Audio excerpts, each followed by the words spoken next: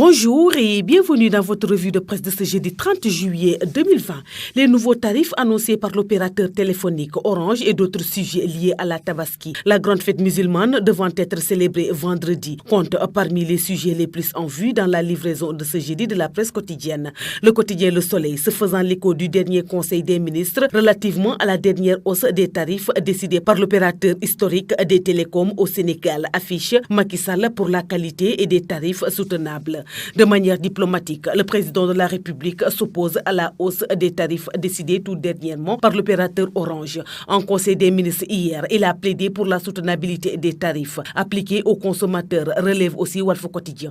Selon le quotidien LAS, Macky Sall ne bénit pas cette mesure qui a soulevé l'ire des consommateurs qui n'ont pas cessé de vouer aux gémonies l'opérateur de téléphone. Le sujet sur la hausse des tarifs des télécommunications vient un peu contrebalancer le grand intérêt que les quotidiens manifestent depuis quelques jours pour les préparatifs de la Tabaski et quelquefois en lien avec la Covid-19. Le Soleil promène ses lecteurs à la gare des Beaux-Maraîchers où les départs massifs de voyageurs pour passer la fête en famille dans les régions de l'intérieur du pays fait craindre au journal un haut risque sanitaire.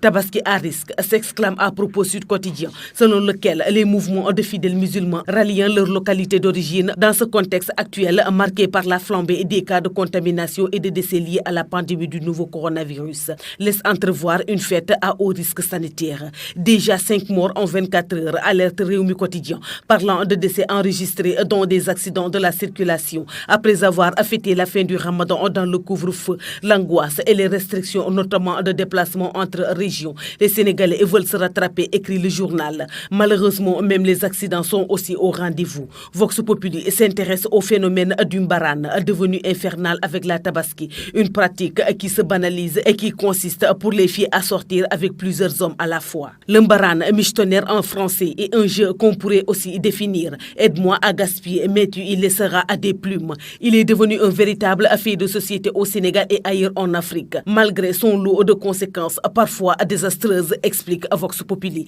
Lequel quotidien ajoute, pour ses adeptes, peu importe, l'essentiel est de trouver quelqu'un qui puisse subvenir à leurs besoins, surtout à l'occasion de fêtes comme la Tabaski, reste à savoir à quel prix. L'Observateur et Libération reviennent sur les menaces de mort contre l'infectiologue sénégalais Moussa Seydi, en charge du volet prise en charge sanitaire de la lutte contre le Covid-19 au Sénégal. C'est tard, dans la nuit d'avant-hier, que le professeur Moussa Seydi a été confronté avec son agresseur Amadou Gaye, qui sera déféré quelques instants après son audition par la sûreté urbaine, informe l'Observateur. Le mis en cause est poursuivi pour injure publique, violence et voie de fait, ainsi que menaces. Il avait verbalement agressé le chef du service des maladies infectieuses au centre hospitalier national universitaire de Fann à Dakar. Amadou Ngom Gueye, dans de beaux draps, souligne Libération en parlant de l'ingénieur basé en France qui a expliqué lors de son interrogatoire en vouloir au professeur et à l'État parce qu'un de ses amis qui a perdu en France son fils décédé du coronavirus n'a pas pu rapatrier son corps au Sénégal pour les besoins de l'enterrement. Il semble ainsi lier le professeur Seydi à la décision de l'État de ne pas rapatrier les corps des citoyens sénégalais morts de la Covid-19 à l'étranger.